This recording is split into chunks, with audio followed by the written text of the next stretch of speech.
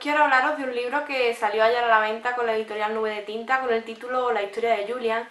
Y bueno, yo lo leí hace meses en inglés gracias a la página NetGalley. Si no sabéis lo que es, no os preocupéis porque yo os dejo aquí abajo el enlace a mi blog en una entrada en la que lo explico. La cosa es que si veis la portada os va a recordar muchísimo a un libro que si no lo habéis leído habréis visto muchísimas reseñas de él. El libro es La lección de August.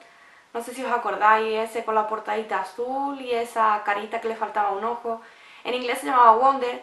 Y bueno, el libro que quiero reseñar hoy, en inglés se llama The Julian Chapter y en español se llama La historia de Julian. Como os digo, lo pude leer hace tiempo gracias a NetGalley y la verdad es que está bastante bien. Y esta portada y la verdad es que es inconfundible, aunque el color sea distinto y la cara sea diferente, sabes ya que tiene algo que ver con la lección de August.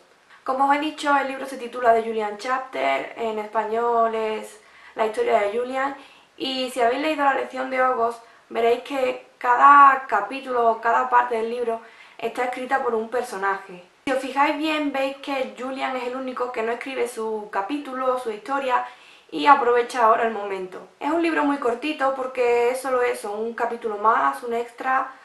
No es necesario leer este libro para comprender la lección de August, pero si no has leído la lección de August, no creo que entiendas este libro. En este libro se nos cuenta la historia de Julian, el porqué de su comportamiento. La verdad es que vamos a descubrir muchísimas cosas de ese personaje que en el otro libro no podríamos haberla averiguado. Quizás podríamos habernos hecho una idea de por qué Julian se portaba tan mal con August, pero no llegamos a saberlo a ciencia cierta.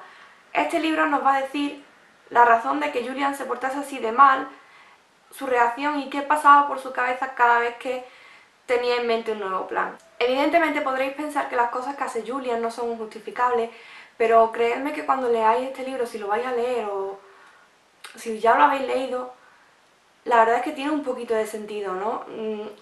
En realidad es solo un niño con miedo. Todo el mundo tiene miedo y sobre todo los niños. La verdad es que no creo que este libro sea totalmente necesario, no es relevante porque todo lo que vamos a leer ya lo sabemos del libro anterior y aquí solo vamos a descubrir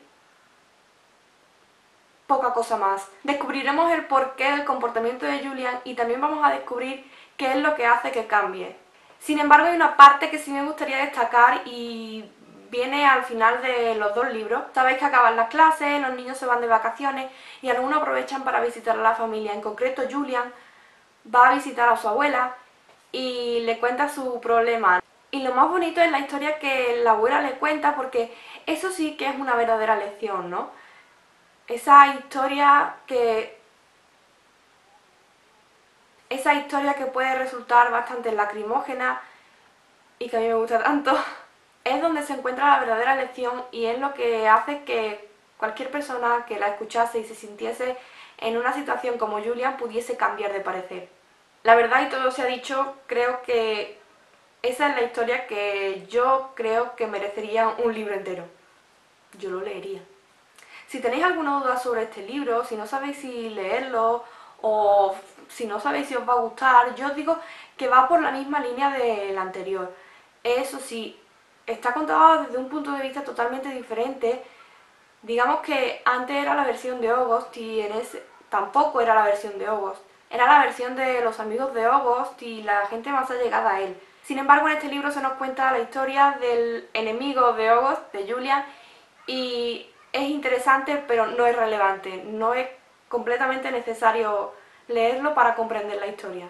Eso sí, si queréis comprender la historia de Julian, sabéis que sí tenéis que leerlo. Yo sé que ha sido todo un poco lioso, quizás en vez de ayudaros a descolocados, pero bueno, yo intento hacerlo lo mejor que puedo. Intento explicarme como si estuviese hablando con alguien cara a cara. Muchísimas gracias de nuevo por estar ahí, como siempre. Nos vemos en el siguiente vídeo. Hasta luego.